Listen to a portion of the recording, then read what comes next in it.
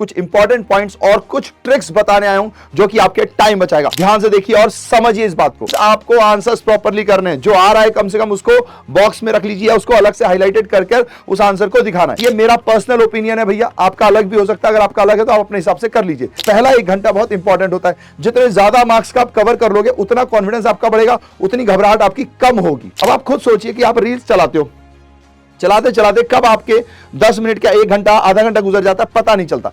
यही होता है क्वेश्चन के वक्त। सो माय डियर कॉमियंस, 12th के एग्जाम की तैयारी अच्छी चल रही होगी तो इसी उम्मीद के साथ कुछ इंपॉर्टेंट पॉइंट्स और कुछ ट्रिक्स बताने आया हूं जो कि आपके टाइम बचाएगा। तो बहुत इंपॉर्टेंट वीडियो, ध्यान से देखिए और समझिए इस बात को। सबसे पहली बात कि भैया अटेम्प्ट ऑल क्वेश्चंस। जो भी क्वेश्चन पेपर आएगा आपको सब कुछ अटेम्प्ट करना है, कुछ ना कुछ तो आपके दिमाग में होगा, कुछ ना कुछ तो लिखकर आना है।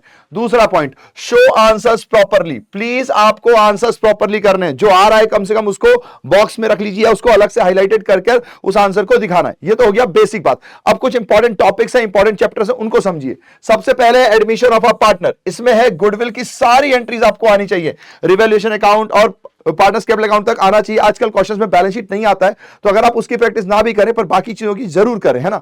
एक क्वेश्चन जरूर बैलेंस शीट का कर लें कि बनाना आना चाहिए। अब गुडविल की जो सारी एंट्रीज है, अगर आपको लग रहा भैया इतनी सारी एंट्रीज है कहां से करेंगे, तो ये देखो मैंने शॉर्ट्स बना के रखा हुआ है। शॉर्ट्स में ये देखो, ये गुडविल है, 3 मिनट की वीडियो है बस ये, और ये शॉर्ट है, मतलब 3 मिनट का बेसिकली, है ना। इसके अंदर गुडविल की सारी एंट्रीज हैं, आप प्लीज इसको एक बार देखिए, आपको समझ में आएगा। उसके बाद मोस्ट इंपॉर्टेंट टॉपिक्स भी है, अगर आपने अच्छे से पढ़ना है, 90% से ऊपर स्कोर करना है तो वो भी है, और मोस्ट इंपॉर्टेंट चैप्टर्स तो मैं अभी आपको बता ही रहा हूं। एक और चीज है कि हमने ना कल एक लाइव क्लास की थी। अगर आपने कुछ भी नहीं पढ़ा है अभी तक और आपको लग रहा है कि यार डर लग रहा है कि कैसे होगा क्या होगा, तो एक प्लीज रिक्वेस्ट रहेगी कि मैंने कल लाइव क्लास ली है जिसमें मैंने 5 घंटे 23 मिनट में, यानी ये सुपर फास्ट मैराथन लिखा हुआ है, लेकिन इसमें मैंने खुद से आपके साथ मिलकर, जो उस टाइम लाइव पे थे उनके साथ मिलकर पेपर सॉल्व किया है। इसमें कई ऐसे क्वेश्चंस थे जो कम पूछे जाते हैं, तो अगर पेपर का लेवल थोड़ा हाई आया तो आप उन क्वेश्चंस की भी प्रैक्टिस कर लोगे ना, तो आपका कॉन्फिडेंस बढ़ जाएगा। तो ये वीडियो आपको जरूर देखनी है और गुडविल की सारी रिलेटेड एंट्रीज आपको करनी है। फिर उसके बाद एडमिशन ऑफ अ पार्टनर हो गया, then accounting for share capital में प्रेजेंटेशन और फॉरफीचर ऑफ शेयर्स, इन दोनों टॉपिक्स को अच्छे से करना है। प्रोराटा, अगर आपने बिल्कुल भी नहीं पढ़ा तो अगर आप चाहो तो एक ट्रिक है जो कि मैं थोड़ी देर में बताऊंगा, तो उसमें प्रोराटा की कैलकुलेशन की झंझट आपको छोड़ देनी है। वरना आधे ज्यादा लोग ये प्रोराटा नहीं आता, प्रोराटा नहीं आता, प्रोराटा नहीं आता, पूरे साल से कुछ नहीं पढ़ा, क्या करें। तो अभी मैं थोड़ी देर में बताऊंगा क्या करना है, ठीक है जी। फिर डेथ ऑफ अ पार्टनर में एग्जीक्यूटिव अकाउंट आपको जरूर बनाना है। बेसिकली इसमें 4 ही पॉइंट्स होते हैं, जिसमें कि पीएनएल सस्पेंस निकालने वाला पॉइंट एक नया होता है अंडर सेक्शन 37, प्लीज याद रखेंगे, ठीक है। Then dissolution of partnership firm में आपको रियलाइजेशन अकाउंट कंप्लीट पढ़ना है, यानी कि उसके फॉर्मेट और उसकी एंट्रीज ये आपको आनी चाहिए, क्योंकि बेसिकली इसी से सवाल ज्यादातर आता है। कैपिटल अकाउंट आप पहले ही सीख चुके हो, बैंक अकाउंट आपको बनाना आता ही होगा, तो ये आसान हो जाएगा, है ना। तो पूरा अंदर जाने की जरूरत नहीं पड़ेगी। फिर कैश फ्लो स्टेटमेंट में आपको भैया जी ये अकाउंट्स बनाने आने चाहिए। Fixed assets account, accumulated depreciation account, interest on liability, यानी कि अगर बैंक ओवरड्राफ्ट है वो या डिवेंचर है तो वो, और डिवेंचर के साथ अगर 8% डिवेंचर लिखा है और इंटरेस्ट के बारे में कुछ नहीं लिखा तो भी इंटरेस्ट लगेगा, ध्यान रखना। अगर कुछ बोला हुआ होगा तो भैया जी जो बोला हुआ होगा वो, अदरवाइज अगर क्वेश्चन साइलेंट है कि इंटरेस्ट किस अमाउंट पे लगाना है, ओपनिंग पे या क्लोजिंग पे, तो ओपनिंग पे लगेगा। और उसके बाद प्रोविजन फॉर टैक्स अकाउंट, ये आपको जरूर कर लेना है। ऑपरेटिंग एक्टिविटी का फॉर्मेट अच्छे से सीख लेना है। अगर आप ये कर लेते हो तो आपका कॉन्फिडेंस बहुत अच्छा बढ़ेगा, यहां से सबसे ज्यादा मार्क्स आने के चांसेस होते हैं। ऑपरेटिंग एक्टिविटी प्लीज याद रखेंगे, ठीक है जी। तो अब ये तो हो गया भैया अगर आपको अच्छा मार्क्स लाना है तो, है ना। और ये बेसिकली उन लोगों के लिए है जो 40 से 50, 60, 70, 80 पे जाना चाहते हैं। जो भैया 90 से ऊपर जाना चाहते हैं, आपको सारा पढ़ना है यार, है ना, 1 मार्क्स भी नहीं छोड़ना है, ठीक है। चलिए अब कुछ ट्रिक्स हैं जो बहुत इंपॉर्टेंट है, वो क्या है भैया जी, बहुत इंपॉर्टेंट ट्रिक्स हैं टू सेव टाइम। सबसे पहली बात, ये मेरा पर्सनल ओपिनियन है भैया, आपका अलग भी हो सकता है। अगर आपका अलग है तो आप अपने हिसाब से कर लीजिए। सबसे पहली बात कि एक एक नंबर वाले में मत पढ़िए। क्यों? क्योंकि सबसे पहले एक एक नंबर में हमने देखा है कि कई बार ज्यादा टाइम लग जाता है। उस टाइम में आपका क्या होता है कि अगर टाइम ज्यादा लग गया और 16 नंबर और 4 अलग से, यानी 20 नंबर का आपका एमसीक्यूज है, पर उस 20 नंबर के लिए आप कई बार 1 घंटा दे देते हो। तो यहां पर थोड़ा सा ध्यान दीजिए, क्या कि सबसे पहले हो सके तो 3 नंबर के और 4 नंबर के क्वेश्चंस कीजिए, क्योंकि ये आपको थ्योरेटिकली करने हैं। और ये 3-4 नंबर के आप क्वेश्चंस करोगे तो 1 घंटे में 30-40 नंबर से ज्यादा का कवर हो जाता है। देन फिर उसके बाद आप देखिए कि क्या आपके पास 6 मार्क्स आपके पास कंप्लीटेड हो रहे हैं। अगर 6 मार्क्स का क्वेश्चन आपको लग रहा है कि आप कर लोगे तो पहले फिर उसको करो। 3-4 नंबर वाले से आपका कॉन्फिडेंस आया, 1 घंटे में आपके ज्यादा पोर्शन के मार्क्स कवर हो जाएंगे।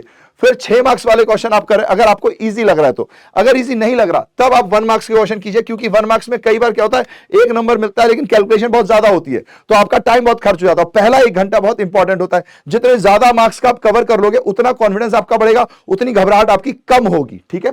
देन और वाले क्वेश्चंस को दोनों क्वेश्चन पढ़ने हैं, यानी कि अगर एक नंबर वाला सवाल है ना तो और में ऑप्शंस बहुत होते हैं, तो प्लीज कोशिश कीजिए कि दोनों सवाल पढ़ें। और ऐसा नहीं कि एक एक वर्ड पढ़ रहे हैं, आप ऊपर से भी देखोगे ना तो आपको समझ में आ जाएगा, वरना आपको लगेगा भैया दोनों सवाल पढ़ेंगे तो टाइम वेस्ट होगा।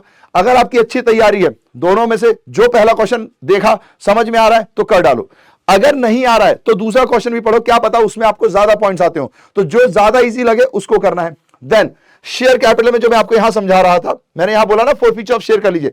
मोस्टली ऐसा पाया गया, देखो 100% तो हम भी गारंटी नहीं दे सकते, लेकिन मोस्टली ऐसा पाया गया है कि आपको फुल फ्लैज क्वेश्चन आता है और शेयर 4 फीचर की 3 एंट्रीज, 4 फीचर, रीइश्यू और प्रोराटा, मतलब कैपिटलिज्म में ट्रांसफर करना, प्रोराटा बोलते हैं मैंने, कैपिटलिज्म में ट्रांसफर करना और पार्शियल रीइश्यू वाला पॉइंट आता है।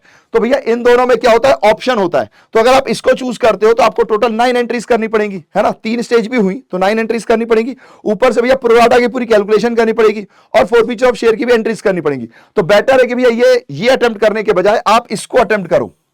इसमें क्या है कि पेड अप पे word, paid up, called up, कौन सी कॉल हुई कौन सी नहीं हुई, नॉन पेमेंट या कौन सी कॉल रिसीव हो गई, इस पे थोड़ा सा वर्डिंग्स पे ध्यान देना पड़ता है। तो अगर आप इसको करते हो तो कम टाइम में आपका 6 नंबर कवर हो जाएगा। ठीक है जी, इसमें टोटल 3 और 3 6 एंट्री होंगी, क्योंकि इसमें 2 पार्ट्स आते हैं नॉर्मली, है ना। ये बेसिकली पाया गया, अगर कुछ ऊपर नीचे हो जाए तो अपने को तैयारी अच्छी करनी है। इसके लिए मैंने आपको बताया कि वो वीडियो देख लीजिए, उसमें हमने क्वेश्चंस किए हुए हैं। देन एडमिशन और रिटायरमेंट, है ना, इसमें भी एक वर्सेस चलता है। तो कई लोग क्या करते हैं कि एडमिशन उनको इजी लगता है, क्योंकि एडमिशन उन्होंने ज्यादा पढ़ा होता है, रिटायरमेंट पे ज्यादा ध्यान नहीं देते, तो उनके लिए एडमिशन है। पर मेरा मानना है कि आप दोनों क्वेश्चन को देखो, जिसमें आपको कम एडजस्टमेंट लगे, जिसमें लगे कि आप जल्दी एडजस्टमेंट को कर लोगे, एडजस्टमेंट्स कम है, वो वाला सवाल अटेम्प्ट करना। इन दोनों में से कोई एक ही आता है। अगर आपको एडमिशन लग रहा है तो आप एडमिशन कीजिए, रिटायरमेंट लग रहा है तो रिटायरमेंट कीजिए।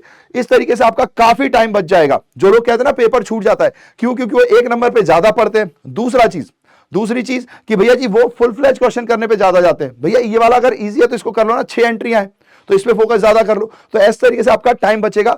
यकीन मानिए पक्का इससे आपकी हेल्प होगी। और नहीं तो जब ये वीडियो मिले उसके बाद एक सैंपल पेपर इस स्टाइल में सॉल्व करके देखिए और फिर मुझे बता दीजिए कि टाइम बच रहा है कि नहीं। अगर नहीं बच रहा होगा तो फिर हम चेंज कर लेंगे, लेकिन जहां तक मेरा एक्सपीरियंस कहता है कि इससे टाइम बचता है। ठीक है, चलिए अब उसके बाद एक इंपॉर्टेंट पॉइंट, मुझे भूलोगे तो पछताओगे। क्या भैया, सबसे पहला पॉइंट है भैया कि भैया एडमिट कार्ड, पेन, पेंसिल, यानी जो आपके हथियार हैं वो आपके पास होने चाहिए। सिर्फ इनसे काम नहीं चलता, कई बार एक घबराहट होती है, तो अपनी पढ़ाई पे कॉन्फिडेंस रखो। नहीं पढ़ाई की तो भी कॉन्फिडेंट रहो, क्योंकि भैया कोई पढ़ाई नहीं किया तो जो होगा देखा जाएगा। तो कॉन्फिडेंस बहुत इंपॉर्टेंट है, और ये कॉन्फिडेंस आपकी स्माइल से झलकता है। अगर आप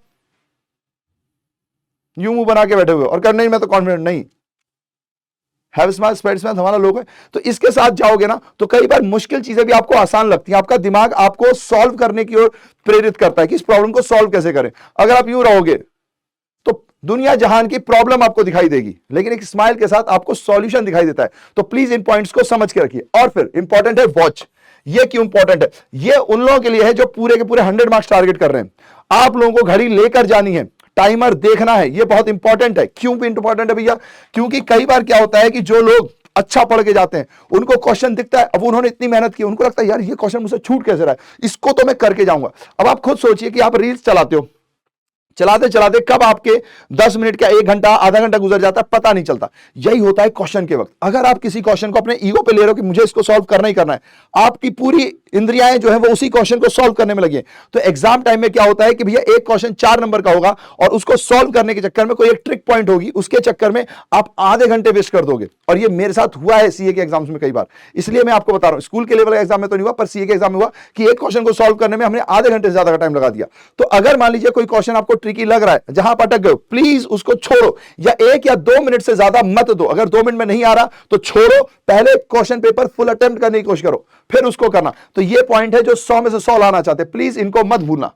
और अगर आपने ये सब फॉलो किया है तो आपके अच्छे ही मार्क्स आएंगे, नहीं भी किया तो भी मैं भगवान से दुआ करूंगा कि आपके अच्छे मार्क्स आए। ठीक है जी, so have smile, spread smiles and all the best.